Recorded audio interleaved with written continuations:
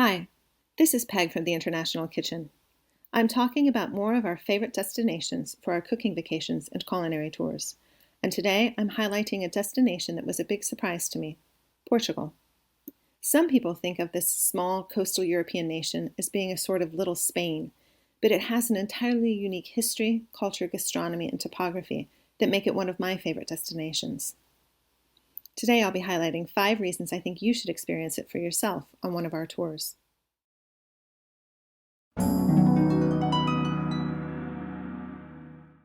The Portuguese people display a sort of casual friendliness that is addictive without being pretentious. They are friendly without seeming to be trying to impress, but just let the beauty of their country speak for itself. I find that this sort of down-to-earth quality makes it extremely easy and natural to be a tourist in Portugal. It also makes it hugely fun to cook with the locals during our cooking classes. The cities are full of young people, and it seemed every corner featured musicians and artists, and a vibrant, lively mix of friendly locals and tourists. And where else could you get a private fado serenade simply because the owner of the small cafe where you stopped for lunch wanted you to have the experience? That is how friendly the Portuguese are.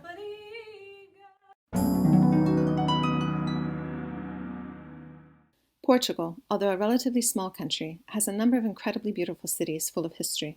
My favorites are Lisboa, Oporto, and Évora. Lisboa, Lisbon, the largest, might be most known for its colonialist history, and the wealth from its colonialist conquests and explorations certainly resulted in its many elaborate monuments from the 15th, 16th, and 17th centuries, all of which are worth seeing for their architectural uniqueness, as well as for all the polemical nature of their history. But what I love most about Lisbon is that, like my hometown city of Chicago, it is a city of neighborhoods, each of which you can explore by foot, tram, bus, and subway. Stroll along the narrow streets of the Alfama district, enjoy the cafes of the Belém quarter, dine outdoors at the many restaurants in the Baixa district, take in the characteristic azulejo tiles adorning the walls of the homes in the Chiado. Lisbon is a city to explore and to dine in. Portugal's second largest city, Porto, lies to the north on the mouth of the Douro River. As such, it is the home of a lot of port wine distilleries, which is reason enough to love it. Its old town is aesthetically unlike any place I've ever seen. Its steeply inclined streets, narrow, brightly colored houses, and wrought iron work makes it seem like a weird mix of San Francisco, the island of Burano, and New Orleans, while at the same time being like none of those.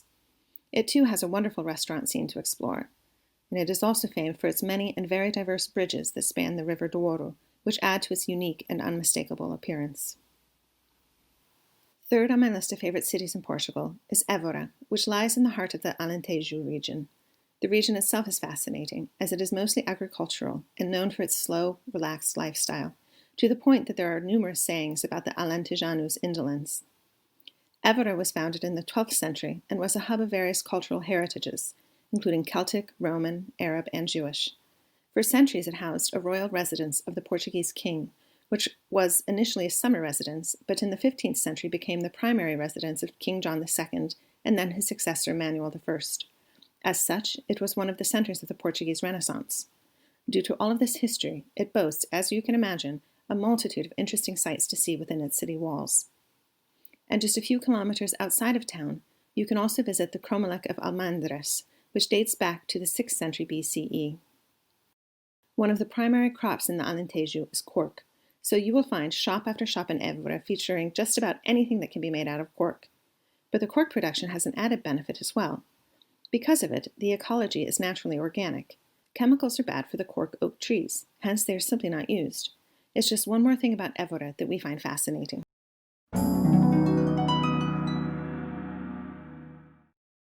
What was the biggest surprise to me about Portugal is that there seemed to be castles and castle ruins everywhere I looked. And I'm not even talking about the most famous example in coastal Sintra, the breathtaking Pena Palace, a 19th century Romanticist castle that is perhaps the most visited site in the country.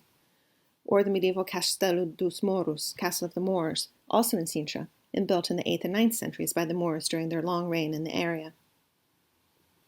I'm not even talking about the Castelo São Jorge, which stands on a hilltop above Lisbon.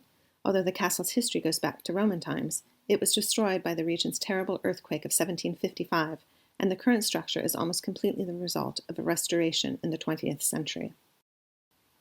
No, what I'm talking about are the lesser-known sites that we explored almost entirely on our own. like the hilltop castle of Montserrat in the Alentejo region of the east, where the castles were never more than a day's ride by horse from each other and were close enough to form a visible chain of communication via smoke signal should an invasion happen. Or the many castles and fortresses that were the home of the Templar Knights, which was another surprise for me. I always assumed the Templars pretty much disappeared after their suppression in the rest of Europe in 1312, but they found a home in Portugal, and protection by the Portuguese monarchy, as the Military Order of Christ, and thus a site like the Convento de Cristo in Tomar, easily one of the most amazing sites I have ever visited, was able to be preserved. This 12th century fortress was built on an ancient worship site of the Romans and embodies some 7 centuries of Portuguese history. Less intact, but equally astonishing, are the Templar castle ruins of Pombal. Maybe it's because I was there with my 2 boys, who find nothing as fascinating as an old castle, but to stand on that many centuries of history is truly amazing. Plus, where else can you do foot races in the ruins of a castle?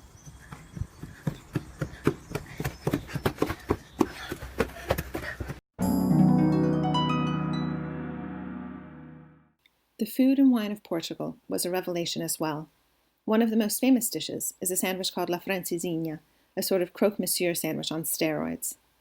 But I found the Portuguese have a talent for soups, some of my favorites being caldo verde, as well as a sorda, a garlicky soup with bread and poached egg from the Alentejo.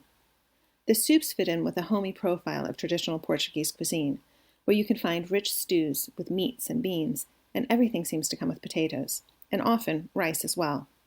With its miles of coastline, you will find amazing seafood, often grilled in its purest forms, but salt cod, or bacalhau, is enormously popular as well, fried up into fritters, bolinhos de bacalhau, or made in a variety of ways.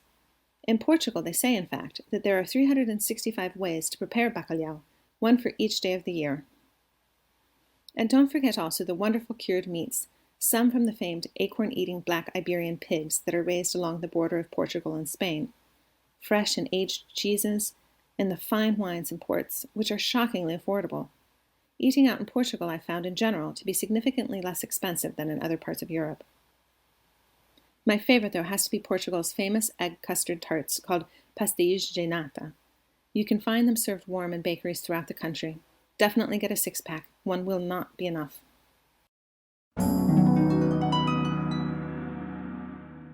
I have yet to talk about one of the things Portugal is most known for, its beaches. Portugal has almost 1,800 kilometers of coastline, not to mention the islands of Madeira and the Azores, and it stands literally at the edge of Europe with nothing but the Atlantic stretching in front of it. Whether you want to try the famous surfing beaches or simply swim in the ocean, you'll find plenty to wow you. Many of the most famous beaches are in the Algarve region in the south, and yes, we offer culinary vacations there that include plenty of beach time along with explorations of the local villages and food producers. But throughout the country, you can find amazing beaches that will take your breath away. In addition to the seaside, you'll find other examples of stunning natural beauty in Portugal. The terrace vineyards of the Douro Valley are not to be missed, nor is the river itself, which cuts through the countryside between Spain and Portugal. The rural areas offer sweeping panoramas, and the many mountain ranges vistas that are unparalleled. Portugal is relatively small, just 135 miles wide and 350 miles long, which means you can explore a lot of the country in a single trip: the beaches, the mountains, the countryside, the cities and castles, and of course, the people and the food. We hope you've enjoyed learning why we think you should visit Portugal on a culinary vacation with the International Kitchen. We offer culinary tours and one-day classes throughout Portugal, all of which you can find on our website, www.theinternationalkitchen.com, or we can design a custom tour for you. Just contact us to get started. As legendary British singer Cliff Richards once said, "Portugal has a peaceful feel about it. I sit on the terrace overlooking the vineyards and I feel cut off from the world. You need that sort of thing." We hope you'll get to experience the peace and tranquility of a visit to Portugal with us. Boa viagem!